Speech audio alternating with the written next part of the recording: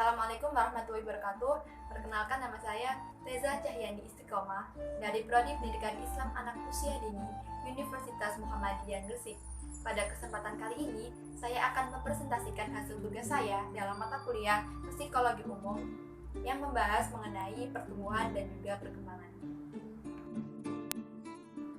Poin yang pertama adalah mengenai pengertian pertumbuhan dan perkembangan.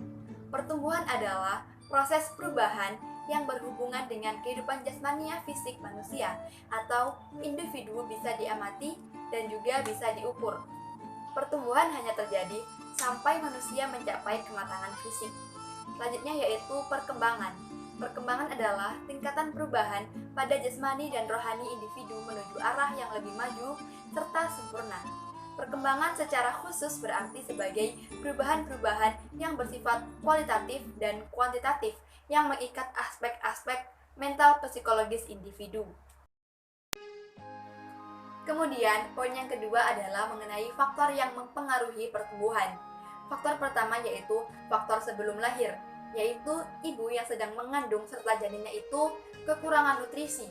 Bayi tersebut keracunan di dalam kandungan, dan bisa saja janin tersebut terdampak virus. Kemudian faktor yang kedua adalah faktor ketika lahir, yaitu pendarahan pada bagian kepala bayi yang diakibatkan oleh tekanan dinding rahim ibu sewaktu ia dilahirkan, dan efek pada susunan syaraf pusat karena proses kelahiran bayi dengan bantuan alat atau biasanya disebut dengan tongue verlosing. Kemudian faktor yang ketiga adalah faktor sesudah lahir, di mana pengalaman traumatik atau luka-luka pada kepala bagian dalam terluka, bayi terjatuh, kepala bayi atau janin terpukul, ataupun juga mengalami serangan sinar matahari atau biasa disebut dengan sunstroke. Kemudian faktor yang keempat adalah faktor psikologis, di mana bayi ditinggalkan oleh kedua orang tuanya, kemudian kurang mendapat stimulus emosional yang mempengaruhi pertumbuhan pada semua fungsi jasmani. Pertumbuhan fisik mempengaruhi perkembangan psikologi. Poin yang ketiga yaitu faktor yang mempengaruhi perkembangan. Di dalam faktor yang mempengaruhi perkembangan ini, muncullah beraneka ragam pendapat dari para ahli, sehingga pendapat-pendapat ini timbul berbagai macam teori-teori. Di antaranya yaitu ada teori nativisme yang dikemukakan oleh Arthur Schopenhauer, di mana perkembangan manusia ditentukan oleh faktor-faktor yang dibawa sejak lahir atau faktor pembawaan, baik dari keturunan orang tua, nenek moyangnya, maupun karena memang ditakdirkan sedemikian. Kemudian ada teori empirisme yang dikemukakan oleh John Locke, di mana kemampuan yang dimiliki seseorang itu tidak ada pengaruhnya dalam upaya pendidikan.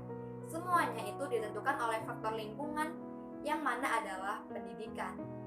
Dan teori yang ketiga yaitu teori konvergensi yang dikemukakan oleh Louis William Stern, adalah kombinasi antara teori nativisme dan empirisme.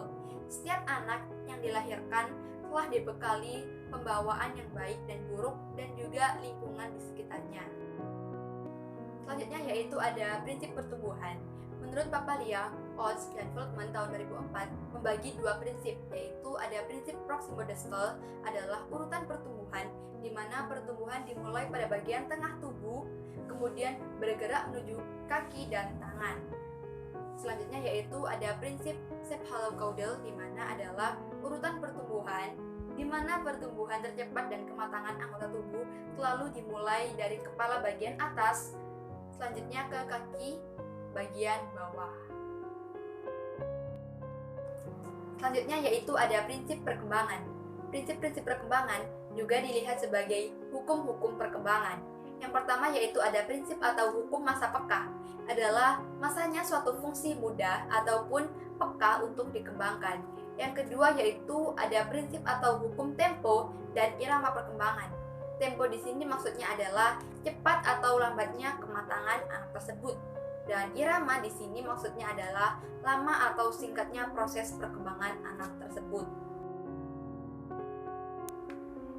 Kemudian yang ketiga yaitu ada prinsip atau hukum kesamaan pola, bahwa setiap aspek perkembangan kelangsungan menjalani aturan yang relatif tetap sesuai dengan perkembangan itu sendiri.